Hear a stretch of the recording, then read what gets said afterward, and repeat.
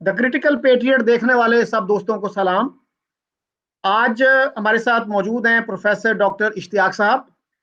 इश्तियाक साहब पाकिस्तान में पैदा हुए, लेकिन ये आला तालीम के लिए स्वीडन चले गए और वहाँ स्टॉकहोम यूनिवर्सिटी के प्रोफेसर एमेरिटस हैं। तो डॉक्टर साहब, सबसे पहले तो मैं आपको मुबारकबाद देना चाह रहा हूँ। आपकी किताब Jinnah, his successes, failures and role in history, वो अब पाकिस्तान में भी शाये हो गई है। पिछले साल ये इंडिया में शाये हुई थी। तो इंडिया में जब किताब ये शाये हुई तो कैसा रिएक्शन आपको मिला और किसने सबसे अच्छा रिव्यू किया इस किताब को? देखें, वहाँ पे 5, 6, 7 अंग्रेजी में रिव्यू हुए हैं, और अगर मैं किसी एक को चूज करूंगा तो वो बाकी सारे शायद उनका दिल दुखेगा, क्योंकि एक से एक जबरदस्त रिव्यू हुआ है। कोई नेगेटिव रिव्यू आ ही नहीं सका इस किताब पे। और इसलिए मैं किसी का नाम नहीं लेना चाहता। सब ने अपनी तरफ से नेक दिली से जो भी उनको समझ आई मेरी किताब की, उसमें किया, और तकरीबन इंडिया के लीडिंग न्यूज़पेपर्स में इसका रिव्यू हो चुका है। और उसके बाद इंडिया के अंदर इसका बहुत चर्चा है। इस किताब का अभी मेरे साथ एक हिंदी चैनल, हिंदी सत्या, अ, उन्होंने मेरा इंटरव्यू किया था, और with in 2 days 80,000 people have seen the programme. So you can imagine कितना अपील है उस किताब के बाद मेरे पॉइंट ऑफ व्यू की, about partition, about Hinduism, caste system. हमने इन चीजों को कवर किया है, सिर्फ पॉलिटिकल को नहीं, बल्कि जो सोशल कल्चरल फैक्टर्स भी थे जिनकी बैकग्राउंड में ये पार्टीशन का ड्रामा अनफोल्ड हुआ। तो इंडिया में तो उसकी रिसेप्शन बहुत जबरदस्त हुई है। और पाकिस्तान के अंदर अफकार जो एक है तंजीम, थिंक फेस्ट, डॉक्टर याकूब बंगश की, उन्होंने एक अभी तक अंग्रेजी में इस पे डिस्कशन करवाई है, जिसकी रजा रूमी साहब ने की। वो भी मेरे ख्याल से खासी वेल रिसीव्ड हुई है। अब उसके बाद मेरे ख्याल से ब्रेक थ्रू आपका इंटरव्यू है जो आप कर रहे हैं, क्योंकि जब उर्दू में बात होगी, और आपकी तो स्टैंडिंग पाकिस्तान की जर्नलिज्म की फील्ड में हाईली रिस्पेक्टेड है, तो आपकी बात तो बहुत लोग सुनते हैं और हम आपसे सीखते हैं। आपकी मेरी दोस्ती बहुत पुरानी है और असूलों की बुनियाद पे ये दोस्ती है। तो I feel very comfortable, very honoured, very privileged to talk to you today, Shakeel Chaudhary साहब। Sir, I am honoured by your compliment. अच्छा सर, हमारे यहाँ अ, बल्कि मैं अपने जो है व्यूअर्स के साथ ये शेयर कर दूं कि मैं आपसे वाकिफ तो बहुत पहले से था, लेकिन हमारी पहली मुलाकात कलकत्ता में हुई थी 1996 में। जी। और इत्तेफाक से हम एक दूसरे के रूममेट भी थे। और जी। आपने बड़े बड़े टचिंगली कहा था कि आप इस क्रिसमस के मौके पे अपनी फैमिली को छोड़ के आए हैं, और आपका जो आइडियल है उसकी आपको ये लगता है कि जो इंडिया पाकिस्तान पीस का जो आइडियल है वो इस वक्त हम उसमें कंट्रीब्यूट कर सकते हैं उसको अचीव करने में। तो ये बिल्कुल। बहुत टचिंग बात थी कि इस तरह के मौके पे आप खास तौर पे इतनी दूर कलकत्ता जैसे शहर में आए स्टॉकहोम से। तो दैट जी वाज बिल्कुल। Really great.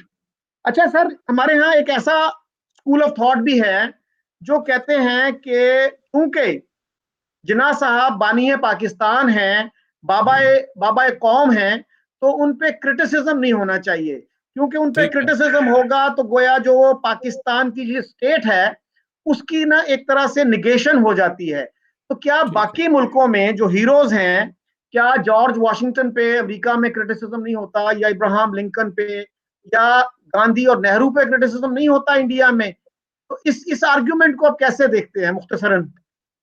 ये एक बड़ी कमजोर आर्गुमेंट है और डिफेंसिव आर्गुमेंट है, क्योंकि अगर पाकिस्तान का केस स्ट्रांग है और जिन्ना साहब को कोई क्रिटिकली देख रहा है, तो आपको क्या फर्क पड़ता है? या तो आपका नैरेटिव जो है वो झूठा है और कमजोर है, और उन पे पर्दा डालने के लिए आप ये इस किस्म की एक क्या कहते हैं, सेंसोरियल सेंसरशिप आप लाना चाहते हैं। अगर जिन्ना साहब का केस स्ट्रांग है और पाकिस्तान का केस स्ट्रांग है, तो लेट पीपल बी क्रिटिकल। अब देखें ना, आप बाकी जॉर्ज वॉशिंगटन को छोड़ दें, चर्चिल को छोड़ दें, जिन पे पता नहीं कई सौ हजारों किताबें लिखी गई हैं, सम वेरी वेरी क्रिटिकल। और हिंदुस्तान के अंदर उन्होंने तो सत्यानाश कर दिया कई जगह पे, गांधी का और नेहरू का, ये वी ऑल नो दैट। लेकिन वहां पे आजादी फिक्र है, आजादी सोच है। जाहिर है जो आपके नेशनल हीरोज होते हैं, आपके रिलीजियस फिगर्स होते हैं, उनके साथ एक इमोशनल रिलेशनशिप भी होता है। लेकिन जो मजबूत सोसाइटीज हों, जो कॉन्फिडेंट सोसाइटीज हों, जिनको अपने सच पे यकीन हो, वो तो हर किस्म की क्रिटिसिज्म बर्दाश्त करती हैं। क्योंकि क्रिटिसिज्म करने वाले भी तो वो बातें लेके आते हैं ना जिन पे बहस होनी चाहिए। मसलन आप देखें, मुसलमानों के अंदर अगर आप रसूलुल्लाह को छोड़ दें, तो चारों जो आपके खलीफा हैं जिनकी बहुत रिस्पेक्ट है सुन्नियों में और शियों में हजरत अली की, तो बहुत लिटरेचर है जो इनके ऊपर क्रिटिकल भी लिखा गया। और ख़ास तौर से मौदूदी साहब ने तो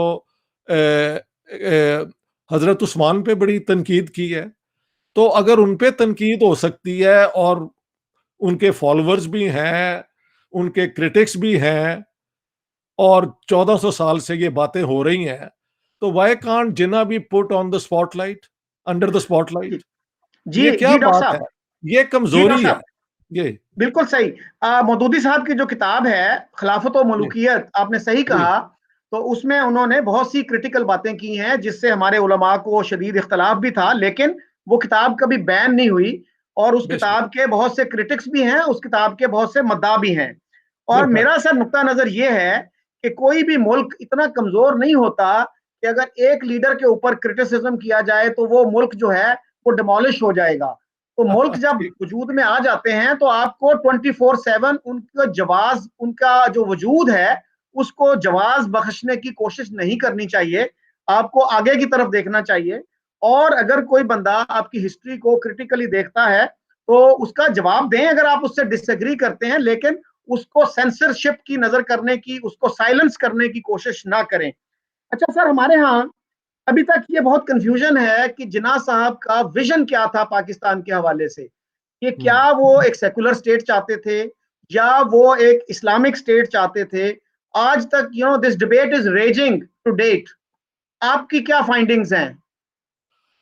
देखिए, आप वो जो मेरी किताब है अपना, Jinnah his successes, failures and role in history में, मैंने जो बेसिक थीसिस एस्टेब्लिश किया है, और वो ये है कि जिन्ना साहब की मेन अचीवमेंट, कंट्रीब्यूशन जो है, वो पार्टीशन ऑफ इंडिया को जस्टिफाई करना, लेजिटिमाइज करना है। और उसके लिए उन्होंने हर वो आर्ग्यूमेंट इस्तेमाल की जिससे वो अपना केस जीत सकते थे। लेकिन इस केस को जीतने के लिए उनको मुसलमानों की सपोर्ट की भी जरूरत थी, क्योंकि कांग्रेस के साथ तो एक थी ना, क्या कहते हैं आप, पोलेमिक्स चल रहे थे। और अंग्रेज के साथ एक वो क्या कहते हैं, उनके साथ भी निगोशिएशंस थी कि हम आपकी मदद करते हैं तो आप हमें पाकिस्तान दें। लेकिन ये दोनों चीजें कभी कामयाब ना होती हैं अगर जिन्ना साहब मुसलमानों को अपने साथ ना लाते, क्योंकि उनकी सपोर्ट से तो 1946 का इलेक्शन ये जीत सके। तो वहां पे मैंने अपनी देखे, we should start with the partition of Punjab वाली किताब, जिसके दो best non fiction book award Pakistan में मुझे मिले हैं, बाहर से नहीं कहीं मिले। उसके अंदर मैंने एक्सटेंसिवली दिखाया है कि इन्होंने मौलवियों को खासतौर पे पंजाब, सिंध और नॉर्थ वेस्ट के अंदर पीर मानकी शरीफ और इस किस्म के लोगों को मिला के, पंजाब के सारे पीर और बरेलवी स्कूल के जो मौलवी हैं, इन सबको साथ मिला के इन्होंने जो मुहिम चलाई, अगस्त 1945 में शुरू होती है और इलेक्शन जाके होता है फरवरी 1946 में। उसमें पंजाब गवर्नर सर बैट्रन ग्लेंसी और सर एवन जेंकिंस की फोर्टनाइटली यानी 2 हफ्ते के बाद जो सीक्रेट रिपोर्ट्स हैं, उससे मैंने कोट किया कि उन्होंने किस तरह इस इस्लाम को इस्तेमाल किया। मसलन उसमें था एक जेलम के अंदर एक इलेक्शन कैंपेन के अंदर एक पोस्टर था जिसमें था एक तरफ लिखा हुआ कि voting, you have Pakistan on one side and Kufristan on the other side. फिर एक और आइटम था, on one side is holy Mohammad and Ali, and on the other side is Baldev Singh and Khizar Hayat Tiwana. तो इस किस्म की इन्होंने डायकॉटमी बना के फिर मुस्लिम लीग ने यह भी कहा अपने प्रोपेगेंडा में कि जो मुसलमान मुस्लिम लीग को वोट नहीं देंगे उनके निकाह क्या कहते हैं कैंसिल कर दिए जाएंगे, और उनको प्रॉपर इस्लामी बरियल जो है उनका जो है बरियल को क्या कहते हैं यार अपना, तदफीन, तजहीज़ो हाँ तकफीन जो है वो हाँ नहीं होगी, उनकी इजाजत नहीं देंगे, और निकाह जो है उनके वो खत्म हो जाएंगे। खत्म हो बिल्कुल जाएंगे। सही। तो अच्छा सर, बिल्कुल ये, इसके अच्छा बावजूद एक सर। नहीं, हाँ मेरी बात सुने, जी ये प्लीज। तो है मोबिलाइज करना मुसलमानों को। पाकिस्तान का नारा क्या, ला इलाहा इल्लल्लाह, ये सारे पंजाब में लगाया गया।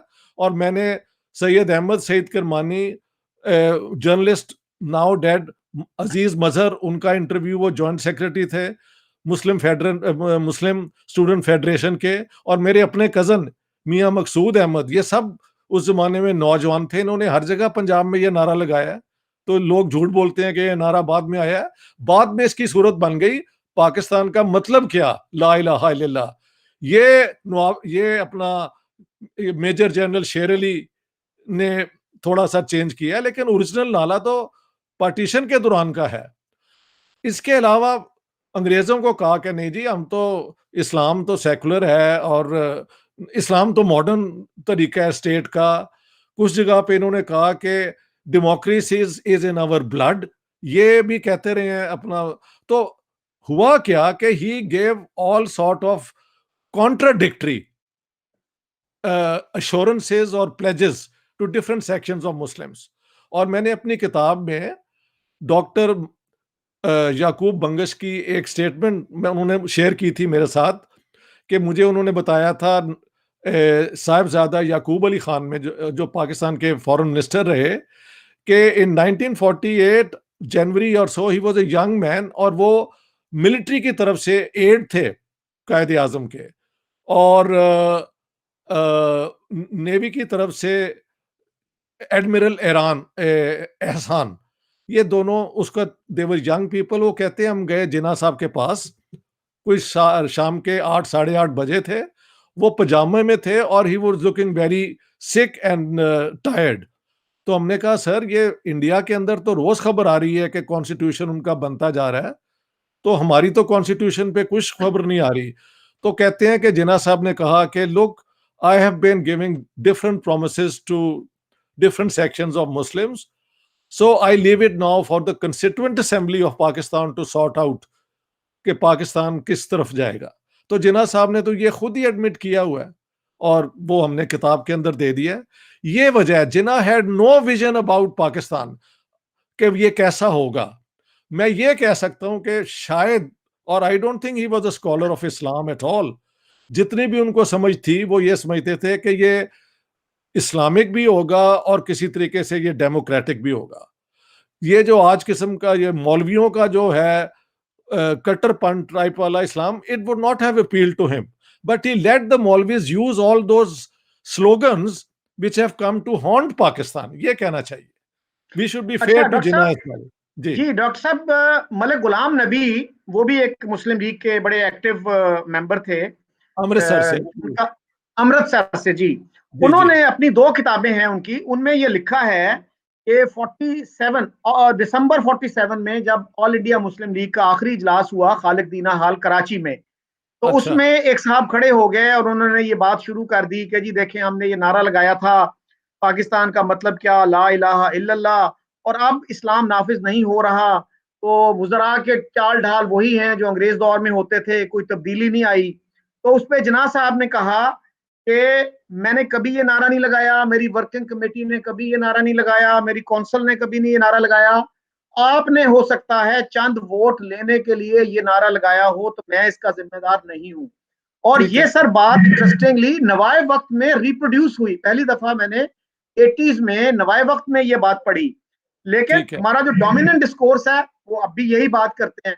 तो सर, इससे मिलता जुलता एक सवाल एक आजकल ये बड़ा फैशनेबल हो गया है, और आयशा जलाल, जिनको मलिया लोधी ने कहा जी कि she is the greatest historian produced by Pakistan, अब वो ये कह रही हैं कि जिन्ना साहब कभी सीरियस नहीं थे, he did not want partition.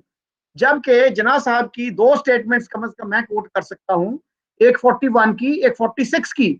उन्होंने कहा था कि अगर पाकिस्तान नहीं बना तो इस्लाम और मुसलमान इंडिया में अनाइलेट हो जाएंगे, खत्म हो जाएंगे। इससे बड़ी क्या बात थी? क्या वो फिर ये चाह रहे थे कि मुसलमान और इस्लाम इंडिया में अनाइलेट हो जाए?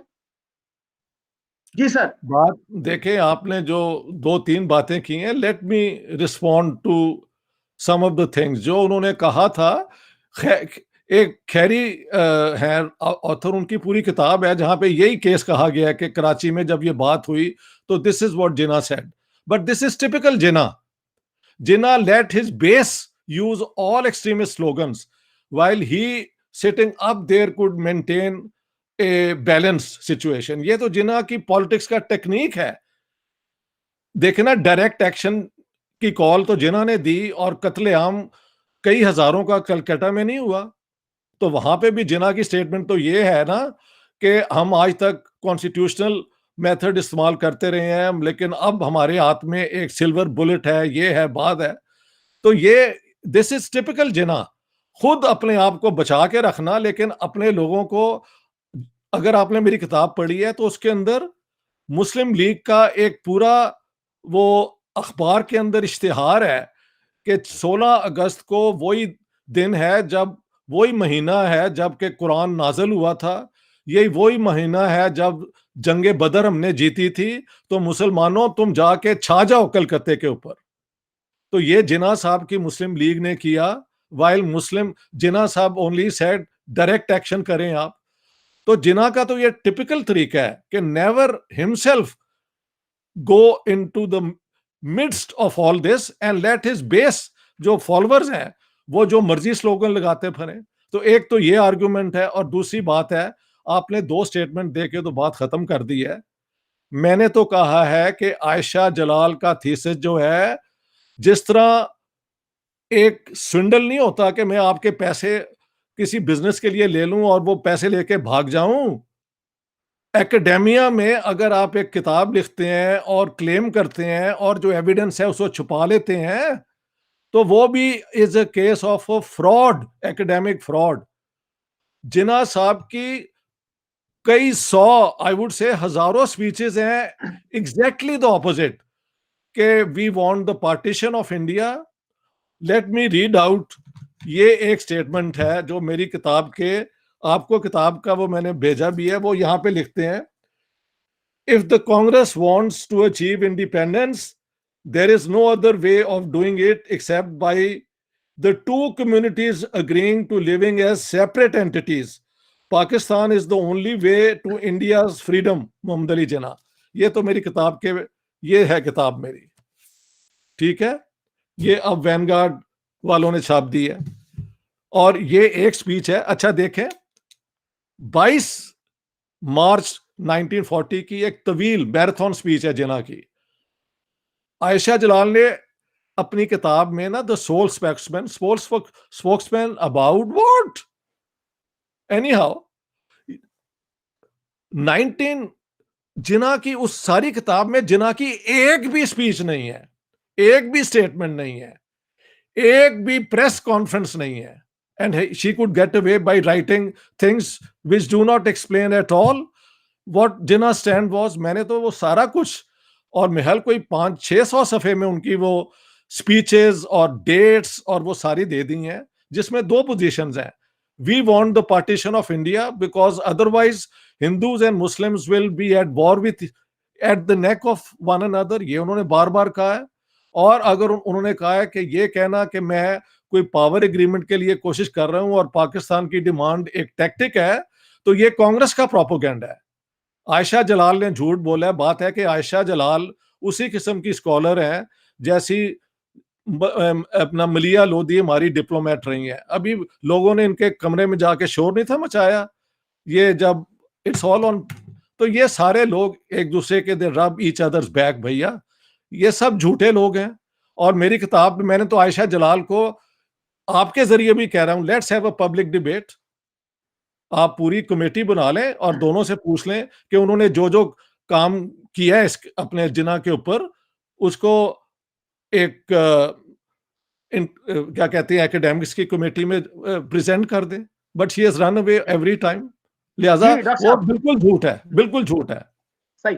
अच्छा डॉक्टर साहब, इसमें बड़े मजे की बात यह है कि अगर उनका आयशा जलाल का ये आर्गुमेंट दुरुस्त है या जसवंत सिंह का ये आर्गुमेंट दुरुस्त है कि Nehru was responsible for partition, तो फिर पाकिस्तान की टेक्स्ट बुक्स में क्यों नहीं लिखा जाता कि कायदे आजम मोहम्मद अली जिन्ना नहीं बल्कि नेहरू पाकिस्तान के बानी थे? फिर या तो पूरी ऑनेस्टली उसको एक्सेप्ट कर लें, टेक्स्ट बुक्स को रिवाइज कर दें, अगर ये इतनी ही सच्ची बात है तो सर इसमें एक और मैं आपकी तवज्जो मबजूल अच्छा, कराना मेरी चाहता बात, हूँ।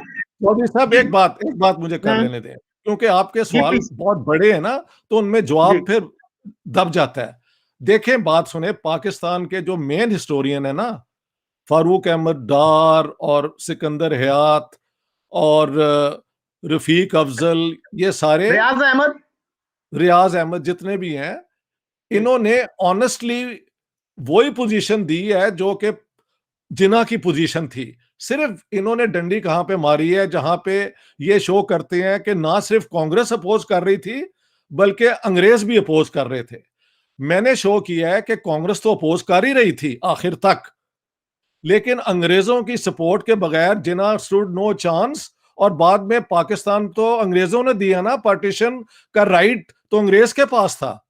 ये डंडी हमारी तरफ से मारी जाती है, लेकिन मेन जो उनकी आर्गुमेंट है कि जिन्हों ने अपना गांधी को, नेहरू को, अबुल कलाम आजाद की बेइज्जती की, और मैंने वो सारी अपनी किताब में दी है, राजा गोपालचारिया का मजाक उड़ाया, गांधी जी को रिडिक्यूल किया उनके ऑफर्स पे, हाँ जी, और कहा कि नहीं, हमने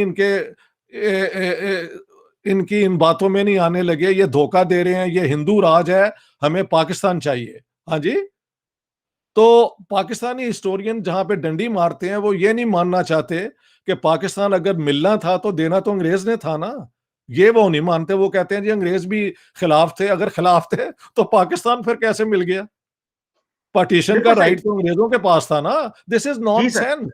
हाँ, लेकिन आपने सर, हाँ, अभी बात की थी कलकत्ता राइट्स की भी, तो जी जी, उसमें सर बड़ी इंटरेस्टिंग बात की है हमीदुल हक चौधरी साहब ने। हमीदुल अच्छा, हक चौधरी 55 56 में पाकिस्तान के फॉरेन मिनिस्टर थे ठीक है, और उन्होंने किताब लिखी मेमवार्स। मेमवार्स अच्छा, में वो लिखते हैं कि, मेमोइर्स, अच्छा, हाँ उन्होंने लिखा कि कलकत्ता राइट्स में जो इनिशिएटिव था वो मुसलमानों की तरफ से आया, बट बिल्कुल सही है, हिंदूज वर इक्वली प्रिपेयर्ड। तो मतलब ठीक है, एक ऐसा बंदा, एक पाकिस्तानी जो वजीर खारजा जैसे अहम ओहदे पे रहा, वो भी ये मान रहा है। लेकिन आज भी पाकिस्तान के हिस्टोरियंस इस बात को नहीं मानते। आपने भी उस पर लिखा है कि किस तरह से जो है वो मुसलमान गुंडों ने हिंदू दुकानों पे, हिंदू दुकानदारों पे हमले शुरू कर दिए, और बाद में जो है सोहरवर्दी साहब ने बड़ा रिग्रेट भी किया उसको, और गांधी जी के साथ मिलके वो गांधी जी की अजमत के कायल भी हो गए थे। जैसा कि हमारे एक सहाफी थे शौरश काश्मीरी, उन्होंने लिखा कि मेरे सामने सोहरवर्दी साहब ने कहा कि भाई गांधी बहुत अजीम आदमी था, और मेरी ख्वाहिश है कि हमारे लोग इतने टॉलरेंट हो जाएं कि मैं एक जलसा आम में गांधी की वो तस्वीर दिखा सकूं जो हम अपनी सियासी मसलहतों की वजह से अवाम से छुपाते रहे हैं। इस ठीक हद है, तक वो कायल हो गए थे। अच्छा प्रोफेसर साहब, हमारे बहुत से लिबरल दोस्त जो हैं वो ये जी, कहते हैं कि जिन्ना साहब ने तो कैबिनेट मिशन प्लान कबूल कर लिया था और नेहरू ने उसे रिजेक्ट किया, और मेरा ये ख्याल है इन दोस्तों ने कभी कैबिनेट मिशन प्लान का कोई क्रिटिकली जायजा नहीं लिया, उसको पढ़ा नहीं है और उस वक्त के हालात का जायजा नहीं लिया। मसलन 16 मई को 46 को ये अनाउंस हुआ, जिन्ना साहब ने 22 मई को उसको कंडेम किया कि इसने ठीक है, निगेट कर दिया पाकिस्तान का मुतालबा। और जी, मजे की बात यह है कि 6 जून को उसी को एक्सेप्ट कर लिया, और ये इतनी अजीब एक्सेप्टेंस थी। उसके साथ ही ये भी कह दिया कि पाकिस्तान का हुसूल हमारा ऐसा मकसद है जिसमें कोई तब्दीली नहीं आएगी, और हम ठीक है, इसके लिए हर कुर्बानी देने के लिए तैयार हैं। तो ये ठीक है। कैसी एक्सेप्टेंस थी कैबिनेट मिशन प्लान की?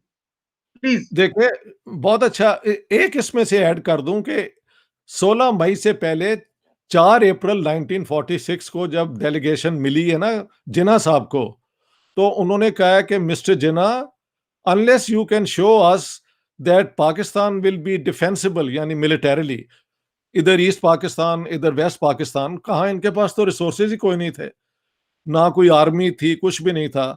सो unless you can show us that it is defensible, you leave us no choice but to leave it as united India. और देन जिन्ना ने रियलाइज किया कि united India means leaving India to the Congress. तो उसको अगर कांग्रेस के India को अगर अवॉइड कर रहे हैं तो फिर कैबिनेट मिशन प्लान एक्सेप्ट कर ली जाए ना। और जिस तरह उन्होंने एक्सेप्ट की और आपने डिटेल्स दे दी हैं, उसके बाद मैं क्या कहूं, वो बिल्कुल एक्सेप्टेंस नहीं थी। वो तो ये था कि टेक्निकली हम एक्सेप्ट कर लेते हैं, लेकिन इसके बाद we will do everything to undo the cabinet mission plan जो भी है, बिकॉज 3 ग्रुप बना दिए गए हैं और वो 10 साल के बाद वो ग्रुप जब चाहें अलग हो सकते हैं। और सारी पावर्स तो पहले ही प्रोविंसेस के पास हैं, सेंटर के पास तो कुछ भी नहीं होगा। बात यह कि कांग्रेस उसे क्यों मानती फिर? How can you have United India जिसकी इफेक्टिव गवर्नमेंट ही कोई नहीं है सेंटर की? देखिए, उसका मैं बेस्ट एग्जांपल पाकिस्तानियों को देता हूं कि जब पाकिस्तान बन गया तो जिन्ना साहब ही गवर्नर जनरल थे ना, तो वो प्रोविंशियल ऑटोनॉमी फिर देते ना अपने पाकिस्तानी प्रोविंसेस को। हिंदुस्तान से 100 गुना ज्यादा सेंट्रलाइज्ड सेंट्रल गवर्नमेंट जिन्ना साहब ने खुद कायम की और चलाई। उसकी वजह है कि जब नई स्टेट बनती है तो सेंटर के पास अगर पावर ना हो तो वो तो स्टेट चल ही नहीं सकती। लिहाजा cabinet mission plan was a non starter from day one. और जिन्ना साहब ने उन्हें कभी दिल से कबूल नहीं किया, बल्कि कहा कि पाकिस्तान तो हम हासिल कर ही लेंगे, may be not tomorrow, with time. बस इतना फर्क है। आपने बिल्कुल सही कहा। अच्छा सर, आपने गवर्नर जनरल के तौर पे बात की कि उन्होंने गवर्नर जनरल के तौर पे रियासत को चलाया। जी तो एक तरफ तो हमारा निजाम जो था वो पार्लियामेंट्री था, तो जी। फिर गवर्नर जनरल का क्या मतलब है कैबिनेट की मीटिंग्स को चेयर करने का? और उसमें बहुत सारे लोग ये भी कहते हैं कि कैबिनेट ने खुद एक रेजोल्यूशन पास किया कि जी। कैबिनेट का वो मेंबर जो जिन्ना साहब से डिसएग्री करेगा वो अपनी सीट लूज कर देगा। अच्छा, तो किस तरह की डेमोक्रेसी थी ये कि कैबिनेट में, तो फिर इसका मतलब फ्री डिबेट हो ही नहीं सकती। बात ये है। अच्छा, ये स्टेटमेंट अब जो आपने मुझे बताई है मुझे मिल गई, तो मैं अगली एडिशन में ये डाल दूंगा, क्योंकि जिन्ना वाली किताब में सारी चीजें आ गई हैं। ये वाला रेजोल्यूशन नहीं है कि वो रिजाइन करे अगर वो जिन्ना साहब से डिसएग्री करता है।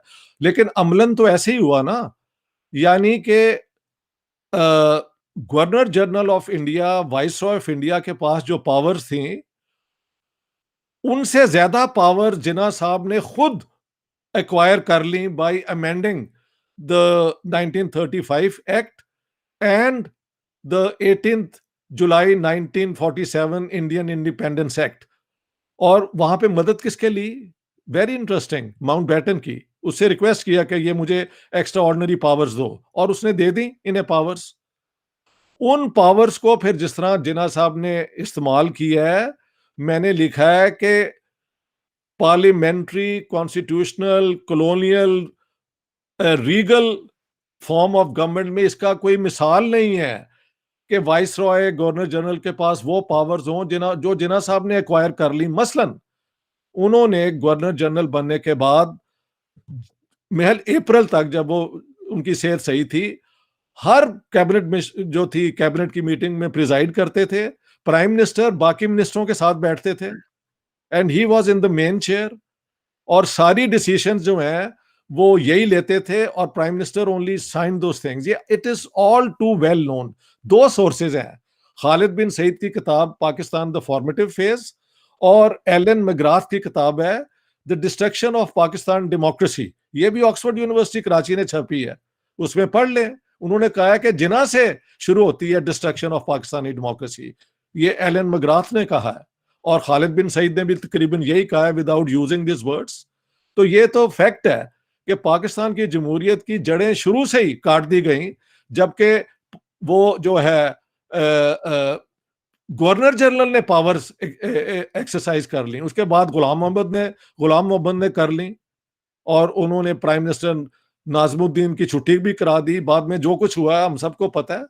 तो जिन्ना साहब के दौर में ये शुरू हो गया। इन्होंने इलेक्टेड गवर्नमेंट, अच्छा वहां पे भी एग्जाम्पल ले लें, इन्होंने नॉर्थ वेस्ट फ्रंटियर, अब उसे खैबर पख्तूनख्वा कहा जाता है, उसके जो गवर्नर थे 1946 में सर जॉर्ज कनिंगहैम, वो रिटायर होके ही had gone back to the UK.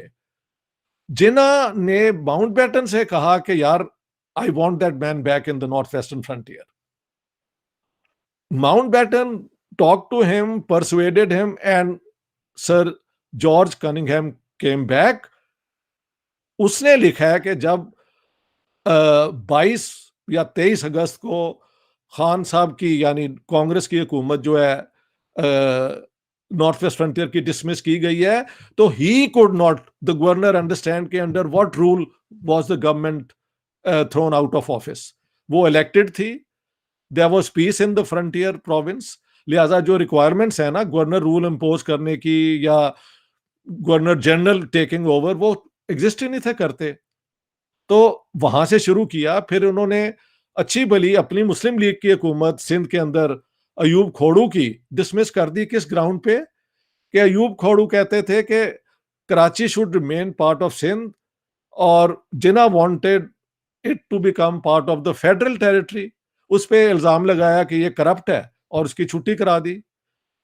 Bengal में गए और वहां कहा कि पाकिस्तान की नेशनल लैंग्वेज उर्दू होगी। उसके बाद आप जानते हैं वहां से शुरू होती है बंगालियों की रेजिस्टेंस। एक और बात बता दूं, जो पहली हमारी कैबिनेट बनी 1947 में, महल 15 को जो स्वेर इन हुई है, उसके अंदर एक बंगाली है, फजलुर रहमान, और कोई वेल नोन नहीं, nobody knew who he was.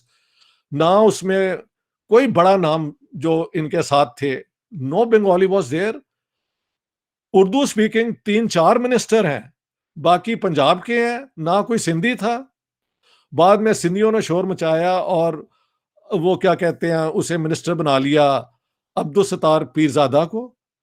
अलबत्ता इन्होंने, जिन्ना साहब ने जो अपनी पावर इस्तेमाल करते हुए सर जफरुल्लाह को फॉरेन मिनिस्टर बनाया और जोगिंदर बंडल को लॉ मिनिस्टर बनाया। ये क्योंकि he had the power to do good and bad as he wanted. तो ये उनकी परफॉर्मेंस है एज गवर्नर जनरल, जो कि अच्छा सर। पार्लियामेंट्री सिस्टम के रूल्स के बिल्कुल खिलाफ है। अगर पाकिस्तान को सर्व करना था जिन्ना साहब ने, तो प्राइम मिनिस्टर बन जाते ना, जैसे नेहरू बिकेम प्राइम मिनिस्टर और उसने पार्लियामेंट्री सिस्टम को इस तरह मजबूत किया। इन्होंने वो क्या कहते हैं वाइस रीगल सिस्टम को किया जो कि अंग्रेजों का था। ये ऑल टू वेल नोन।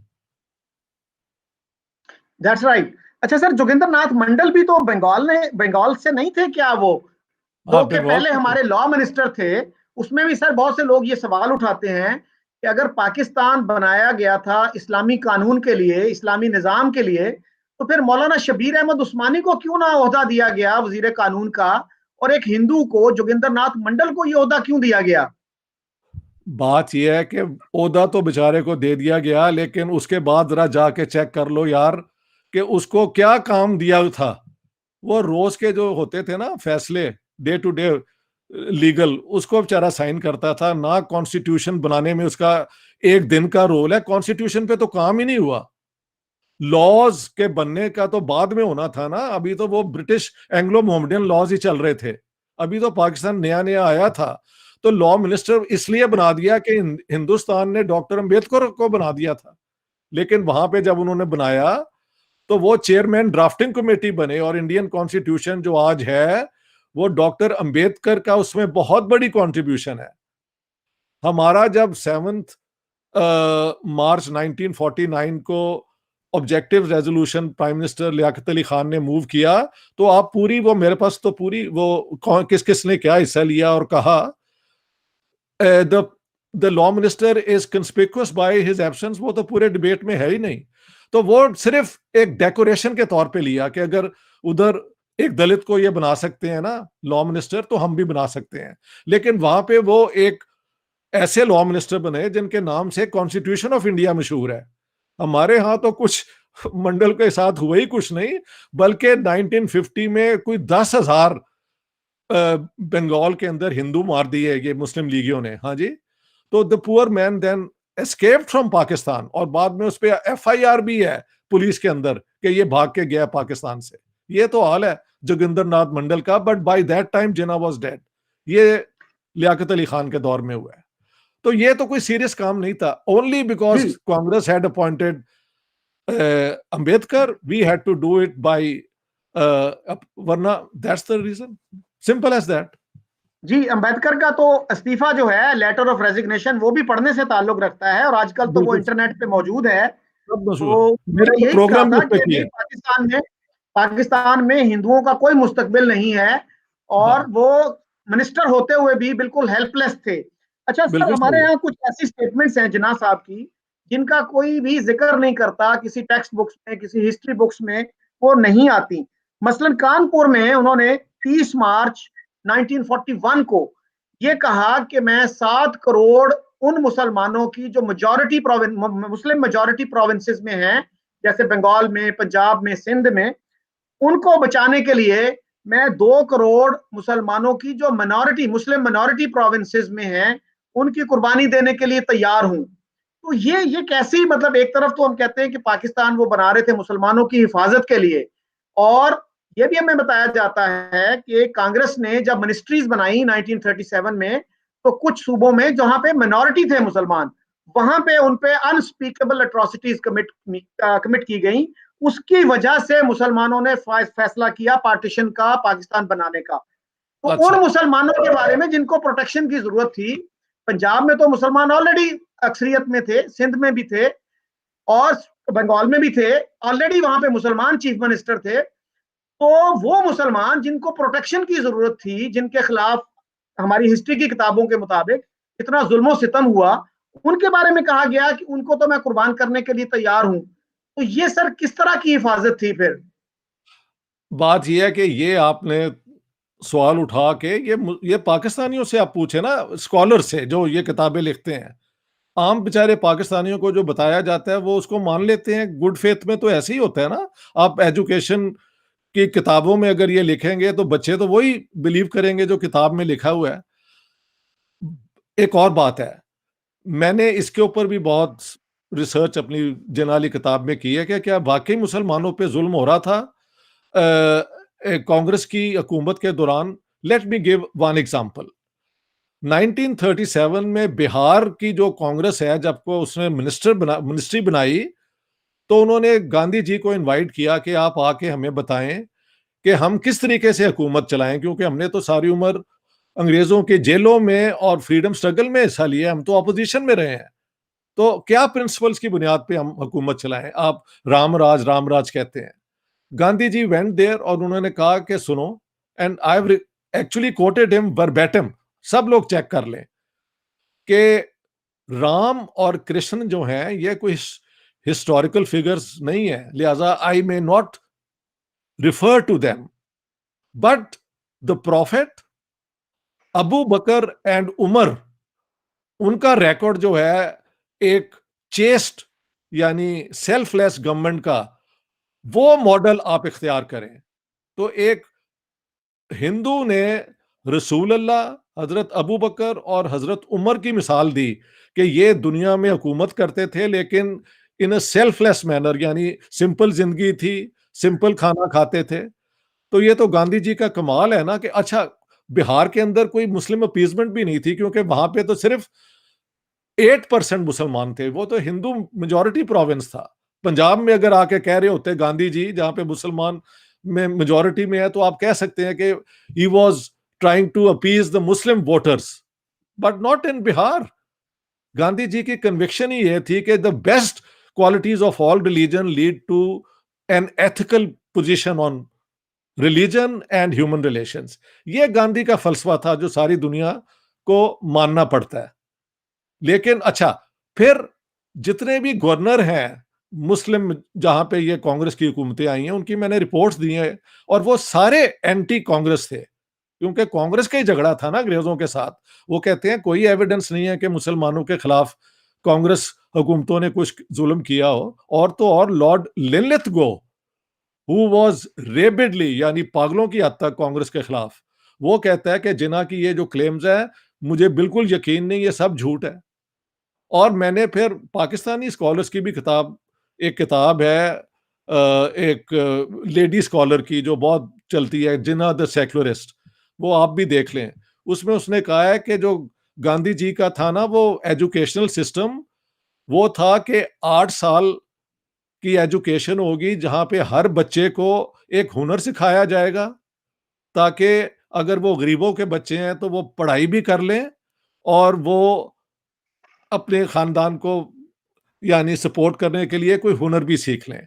और वो खुद कहती हैं कि वो अच्छे असूल थे, लेकिन this is what she writes, very interesting, कि वो ये था कि ये एजुकेशन सिस्टम नॉन वायलेंस का सबक भी देगी, लेकिन मुसलमान तो जिहाद के बगैर ये तो नॉन वायलेंस को मान ही नहीं सकते, यानी उसमें जिहाद का फलसफा नहीं था। इसकी बुनियाद पे इन्होंने गांधी जी की एजुकेशन सिस्टम को अपोज किया है। इसलिए नहीं कि वो हिंदुइज्म प्रीच कर रहे थे, वो तो हर बच्चे को स्किल दे रहे थे कि ये गरीबों के बच्चे हैं, ये सीख लें कोई हुनर भी साथ साथ। तो ये हमारे यहाँ बहुत ज्यादती हुई है। जी डॉक्टर और साहब, वो आपकी आपने स्टेटमेंट, आपकी एक और स्टेटमेंट कि 2 करोड़ को मैं कुर्बान कर दूंगा 7 करोड़ को लिबरेट कराने के लिए, यार ये अजीब सी आर्ग्यूमेंट है। सबसे पहले तो फिगर भी गलत है। उन्हें कहना चाहिए था 3 करोड़ को कुर्बान करूंगा 6 करोड़ को लिबरेट कराने के लिए। बट इसे कहते हैं utilitarianism. What sort of utilitarianism is this? You have to look at the best possibilities. मेरी आर्गुमेंट तो ये है कि यूनाइटेड इंडिया के अंदर मुसलमान फौज के अंदर 38 to 42% थे, जबकि इनकी परसेंटेज पॉपुलेशन की 25% थी। पुलिस के अंदर ये 50% थे, जब इनकी पॉपुलेशन सारे इंडिया में मेरे ख्याल से यही थी 25%।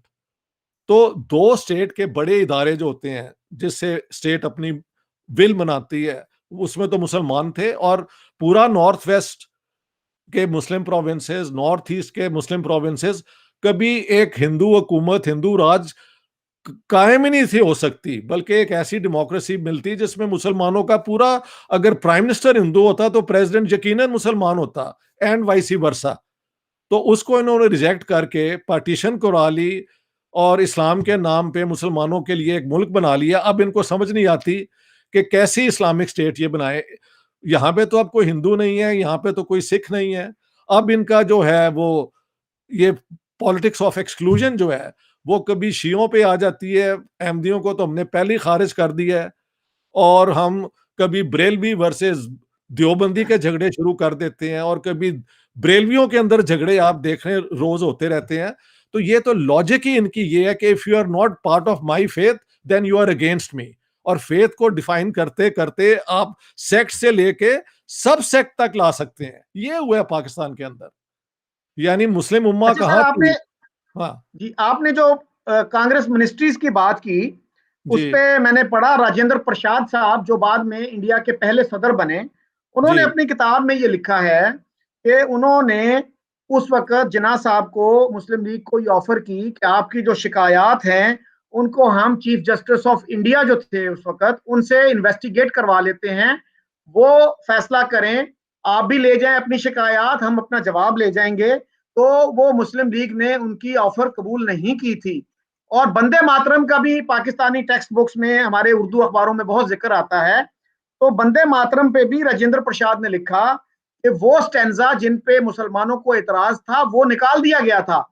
ठीक है। वंदे मातरम का सिर्फ वो हिस्सा वहां पढ़ा जाता था, कांग्रेस की जो गवर्नमेंट थी मुख्तलिफ फंक्शंस में, जिस पे मुसलमानों को कोई एतराज नहीं होता था। लेकिन जी हमारी टेक्स्ट बुक में चूंकि वो बैलेंस तरीके से हिस्ट्री नहीं पढ़ाई जाती, तो ये फैक्ट्स भी बच्चों को नहीं पढ़ाए जाते, जिसका नतीजा ये है कि बच्चों में खामखा एक परसिक्यूशन कॉम्प्लेक्स और एक विक्टिमहुड का जो है ना नैरेटिव वो डेवलप होता है।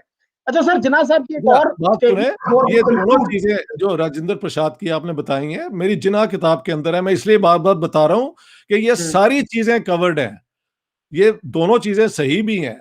और आपको पता है कि ये जब बनी थी कमेटी कि ये वंदे मातरम को स्टडी किया जाए, तो उसके अंदर डॉक्टर जाकिर हुसैन थे, गुलाम उस सैयदैन थे, दो बहुत बड़े मुसलमान स्कॉलर्स को लिया था उन्होंने।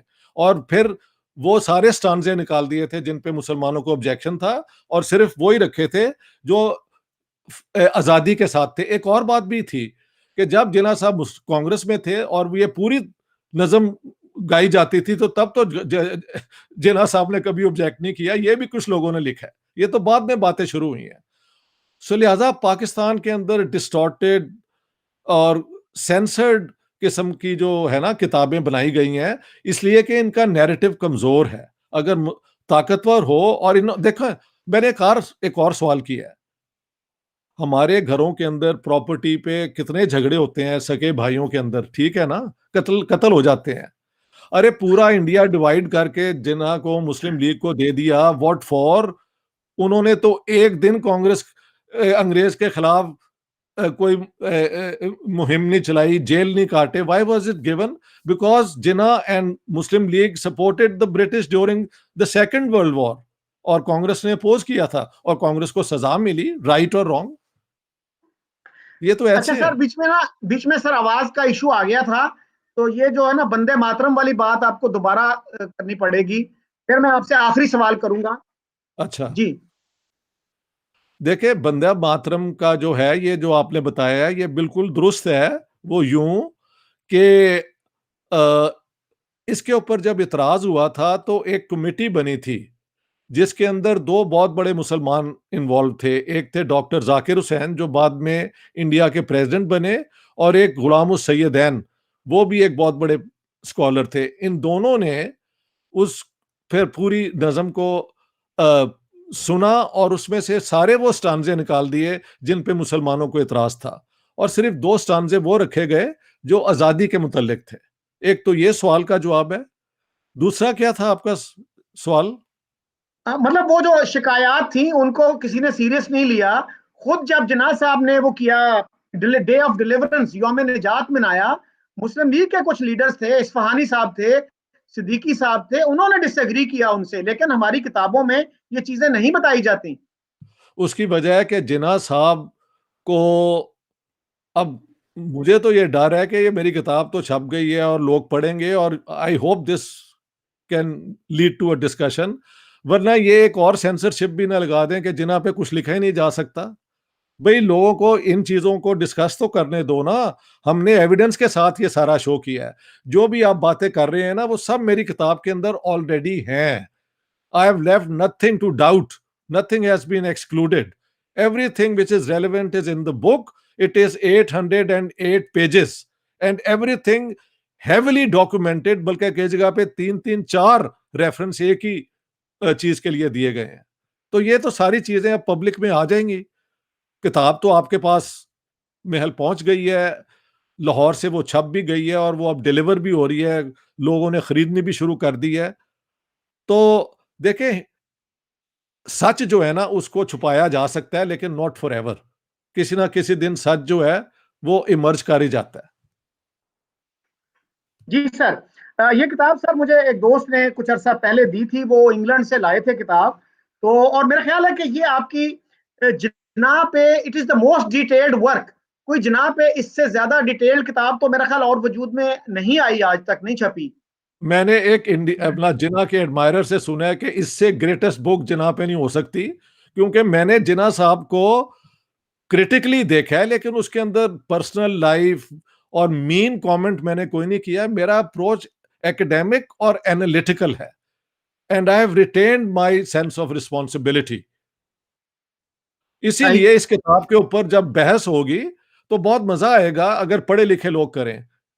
अब आयशा अच्छा जलाल की सर। तो मेरी आपके जरिए ओपन इनविटेशन है। जी। Tell her to come and debate what she has presented in the book and what is my evidence.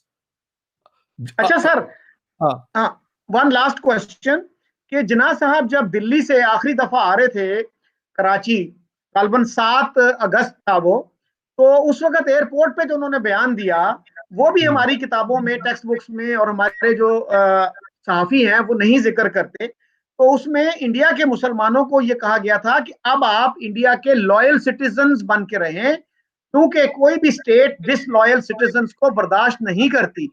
उस पे मौलाना आजाद ने लिखा है कि उसके कुछ दिनों के बाद मेरे पास एक मुस्लिम लीगियों का डेलीगेशन आया, और उन्होंने कहा कि जी मुस्लिम लीगी लीडर जो हैं वो हमारे साथ धोखा कर गए और हमें दगा दे गए। तो मौलाना आजाद ने उस पर इत्तेफाक नहीं किया उनसे। उन्होंने कहा जी कि उन लोगों को ये समझना चाहिए था कि जिन्ना साहब तो मुस्लिम मेजोरिटी एरियाज ही की बात कर रहे थे ना, so they should not have felt like this. तो आप क्या कहेंगे इस पे? तो ये जो लीडर्स थे, क्या इन्होंने सोचा नहीं था कि भाई हम तो हिस्सा नहीं होंगे पाकिस्तान का, और वो फिर क्यों इस तरह चीटेड फील कर रहे थे? असल में बात ये है कि इसके पीछे भी थोड़ी बैकग्राउंड में जाना चाहिए। कमर रईस एक इंडियन अदीब थे, राइटर थे, जिनकी डेथ हो गई है, लेकिन मेरी उनसे मुलाकात हुई थी 1990 में दिल्ली में। उन्होंने कहा जी आपको पता नहीं, यहाँ पे अंग्रेजों ने जो मुसलमान थे ना लखनऊ और जहाँ पे मुसलमान कम्युनिटीज थी, उनको कहा था कि आप फिक्र ना करें, जब हम यहाँ से अपना ट्रांसफर ऑफ पावर जब भी होगी तो मुसलमानों की अपनी स्टेट्स यहाँ पे भी बना दी जाएंगी। और चौधरी रहमत अली ने तो ये एक बनाया भी था कि एक तो पाकिस्तान होगा ना, साथ साथ सिद्दीकिस्तान, फारूकिस्तान, हैदरिस्तान, उस्मानिस्तान भी बनेंगे और कई और इस किस्म के इस्लामिक स्थान बनेंगे जहां जहां मुसलमान मेजोरिटी में है। एक तो ये था। दूसरी बात ये, अगर आप लाहौर रेजोल्यूशन 23 को मूव हुआ और 24 तक डिस्कशन हुई, उस डिबेट के अंदर देख लें कि यूपी और मद्रास और इन इलाकों से जो मुस्लिम डेलीगेशन बोले हैं, उन्होंने क्या कहा है कि हिंदुओं को पता नहीं है कि अगर इन्होंने हमारे साथ ज्यादती की तो हमने पहले क्या किया था, हम इनके साथ क्या कर देंगे। ये वही उसी किस्म की वो क्या कहते हैं धमकियां देते रहे हैं कि जिस तरह महमूद गजनी आ गया था और वो गौरी आ गया था, अगर हमारे साथ हिंदुओं ने ये इन मिनॉरिटी प्रोविंसेस में कुछ किया तो हम तो तलवार वाले लोग हैं, हम तो इनका सत्यानाश कर देंगे। आप मेरी वो स्पीचेस सारी देख लें, उसमें है। इसे कहते हैं सेल्फ डिसेप्शन। अब लोग मुझसे पूछते हैं कि यार ये कैसे हो सकता है, मेजॉरिटी प्रोविंसेस के मुसलमानों को तो कन्विंस कर लिया, ये मिनॉरिटी प्रोविंसेस के मुसलमानों को कैसे, उन्होंने क्यों वोट दिया इसके हक में? तो वो मैं कहता हूं कि लोगों की इरेशनल एक अंडरस्टैंडिंग भी आती है। एक तो ये कि हिंदू तो हमसे लड़ ही नहीं सकते। दूसरा ये होता है कि you get caught up in your own fantasies. After all the French and Germans were the most civilised, उनका लिटरेचर, म्यूजिक, फलसफे पे कितनी कंट्रीब्यूशन है। 1920 सेंचुरी की बेहानक किस्म की जंगें तो उन्होंने लड़ी हैं ना। तो ये कोई जरूरी नहीं कि पढ़े लिखे लोग, एडवांस लोग हैं, उनकी सोच भी उतनी लिबरेटेड हो। इनको अकल नहीं आई कि ये तो अपना डेथ सेंटेंस साइन कर रहे हैं, लेकिन इन्होंने किया और वोट दिया। उसमें एक और बात भी है, only 10-11% of the Muslim of the Indian population had the right to vote. और ये किन्होंने वोट दिया? जो एलीट थे, जिनका फखर ये था कि हम तो मियाँ तुर्क हैं, या हम तो ईरानी हैं, हम सैयद हैं, अब तक नहीं हम फारूकी हैं। इनकी इस किस्म के क्लेम्स थे। इन्होंने धरती के साथ जो रिश्ता बनता है उसको कभी उस तरह नहीं अपनाया जैसा कि एक आम जो यहाँ से कन्वर्टेड मुसलमान है वो फील करता है।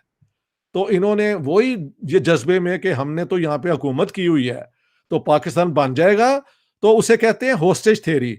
पाकिस्तान इतना मजबूत होगा कि अगर हिंदुओं ने हमारे साथ कुछ किया तो पाकिस्तान हमला कर देगा। और सर जफरुल्लाह का जिक्र भी कर दें, उन्होंने ये अपना यूनाइटेड नेशंस में जाके कहा है और बयान दिए हैं कि इंडिया को खबर होनी चाहिए कि हम हमला कर सकते हैं अगर आपने कश्मीर में कुछ किया। तो ये इस किस्म के बयान आपके फॉरेन मिनिस्टर देते रहे हैं, हालांकि इनके पास कोई कुवत नहीं थी। फिर कश्मीर की जंग हुई और जो रिजल्ट हुआ वो आपके सामने है।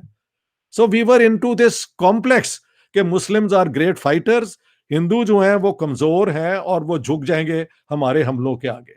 ये इस किस्म की, इसे कहते हैं डिलूजन्स, डिलूजनरी बिलीफ्स। और वो हो जाती हैं कई दफा। People get caught up in their own lies.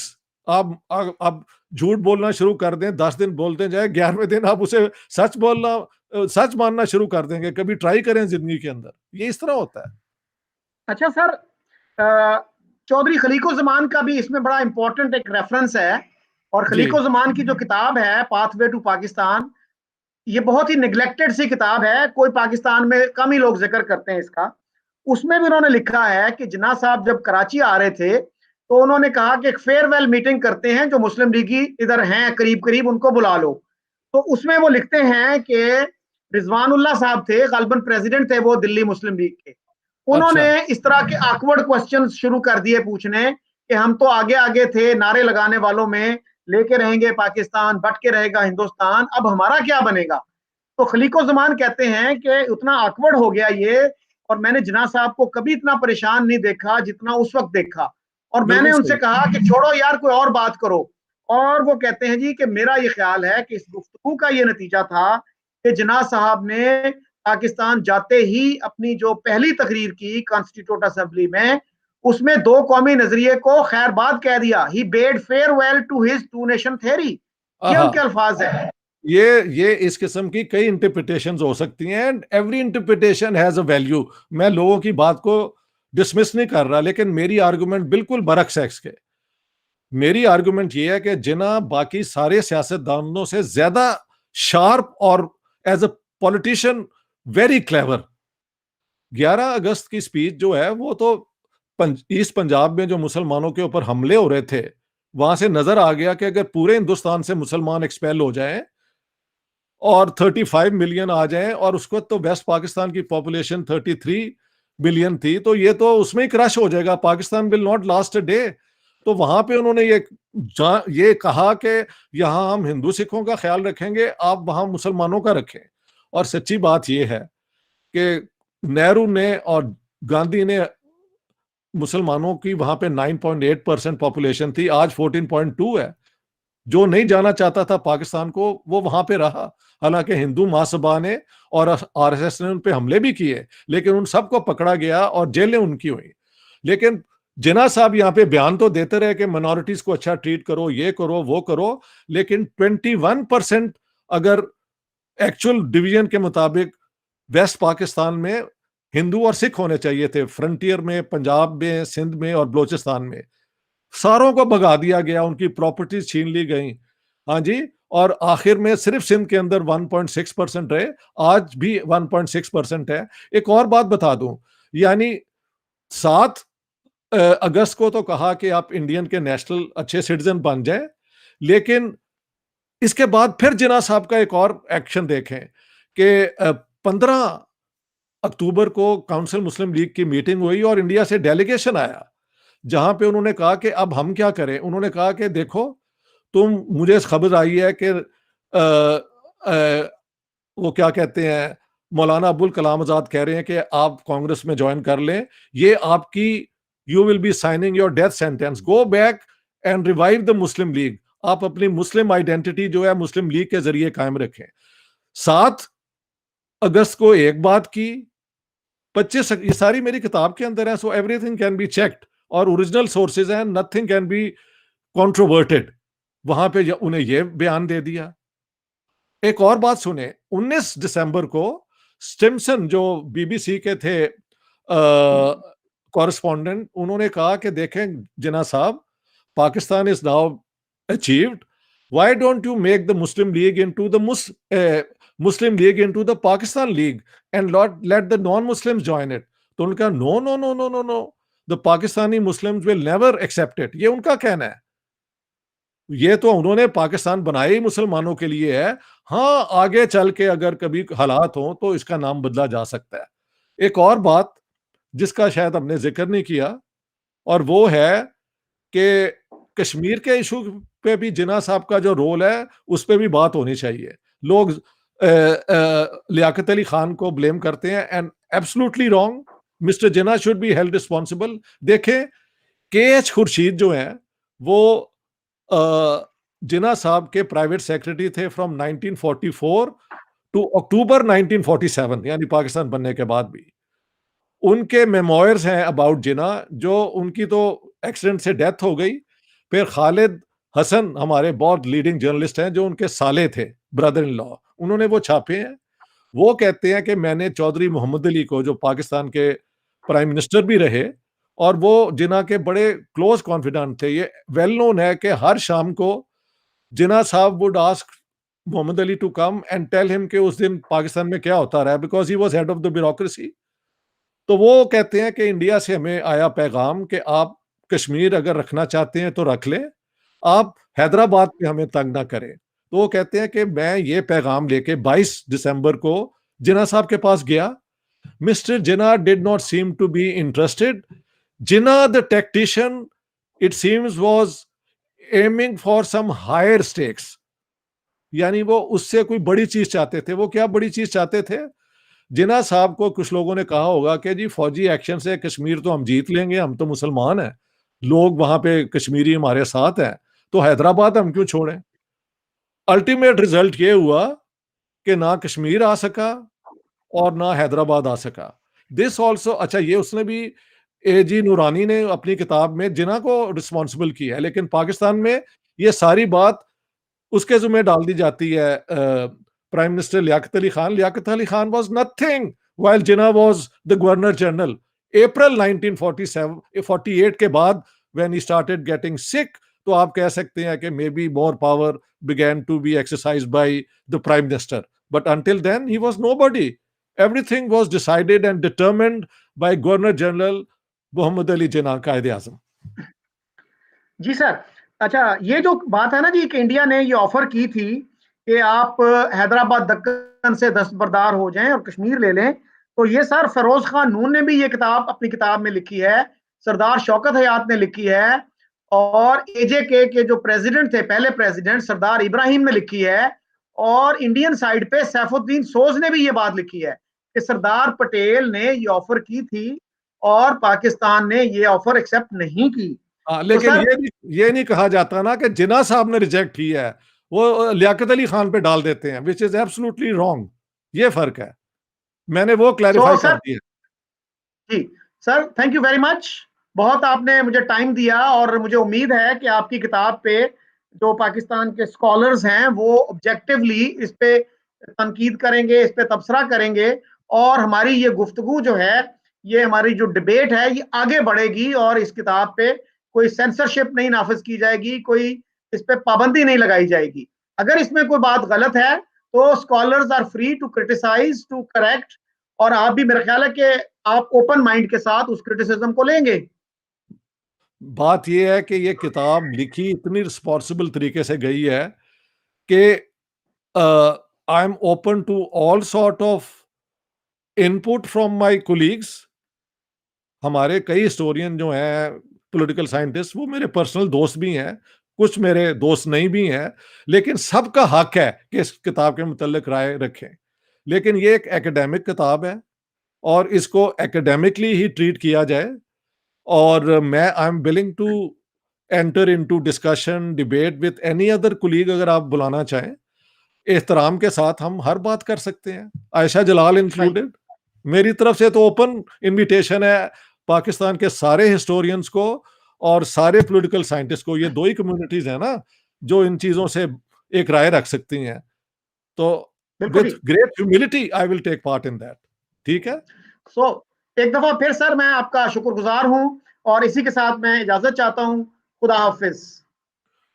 खुदा हाफिज जी. चौधरी शकील चौधरी साहब, बहुत बहुत थैंक यू. मेहरबानी. बहुत इंटरेस्टिंग ये डिस्कशन हुई और ब्रेक थ्रू है ये, क्योंकि जब आपने ये किया है और ये पाकिस्तान में बहुत लोग सुनेंगे. Thank you very thank you much. Sir.